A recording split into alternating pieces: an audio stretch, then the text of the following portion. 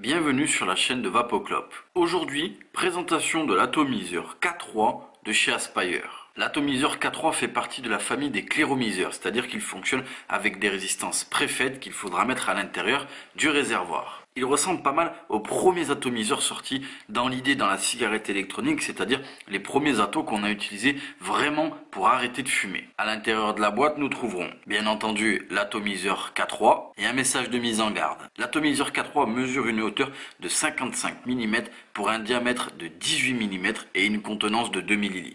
Il est muni d'un tank en Pyrex. Au sommet, nous avons un drip type 510 interchangeable. À la base de l'atomiseur, nous avons ici une connexion type 510. Nous avons ensuite une embase avec 4 arrivées d'air assez petites. Bien entendu, je l'ai dit mais je le rappelle, c'est un atomiseur qui est fait pour de la prise indirecte. Je pourrais bien évidemment saisir cette embase et venir la dévisser, ce qui aura pour effet, comme on peut le voir, de sortir la résistance. Donc d'un côté j'aurai mon réservoir, c'est là où je vais pouvoir remplir mon réservoir. Je vais devoir comme ceci pencher mon réservoir, mettre du liquide sur le côté et ensuite remettre mon embase avec ma résistance. Je pourrais bien évidemment venir ici saisir ma résistance et la dévisser pour effectuer son changement. Ici je vais imbiber ma résistance, remplir mon ato et nous allons le tester. Nous revoici donc avec l'atomiseur K3, vous l'avez vu, la présentation est assez rapide. Pourquoi? C'est un atomiseur, ma foi, qui est très simple à comprendre et très simple de fonctionnement. Là, j'ai rempli l'atomiseur, la résistance fournie à l'intérieur est à 1,8 ohms. Nous allons le tester, nous allons parler ensuite des résistances. Bien entendu, je le rappelle,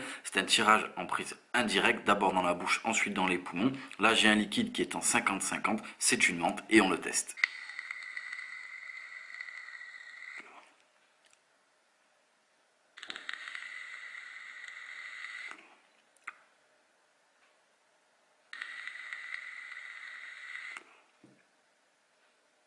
Vous l'avez vu, il y a une belle production de vapeur, j'ai un bon hit, j'ai un très bon ressenti des saveurs.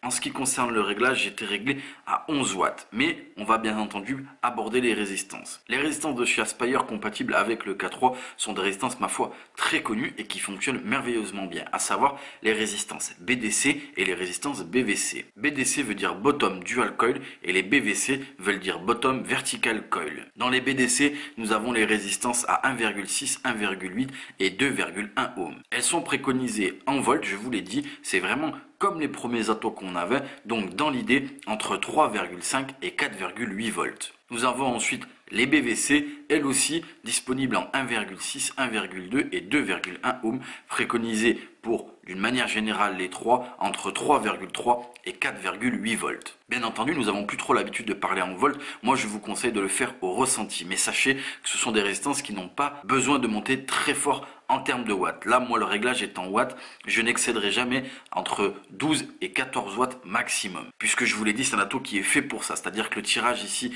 est assez serré. On a besoin d'utiliser sa bouche pour aspirer la vapeur. Donc, ça sert à rien d'avoir quelque chose de très puissant. En ce qui concerne la cible visée par cet atomiseur, bien entendu, ce sont les primos ou les personnes qui fument et qui désirent arrêter de fumer. C'est exactement ce genre d'atomiseur qu'ils doivent avoir en main pour avoir toutes les chances d'arrêter de fumer. Je l'ai dit, il y a une bonne restitution de la saveur, une bonne restitution du hit et il y a une production de vapeur, ma foi, qui est assez agréable. Voilà, ce sera tout pour l'atomiseur K3 de chez Aspire et nous vous remercions d'avoir regardé cette vidéo sur la chaîne de Vapoclop.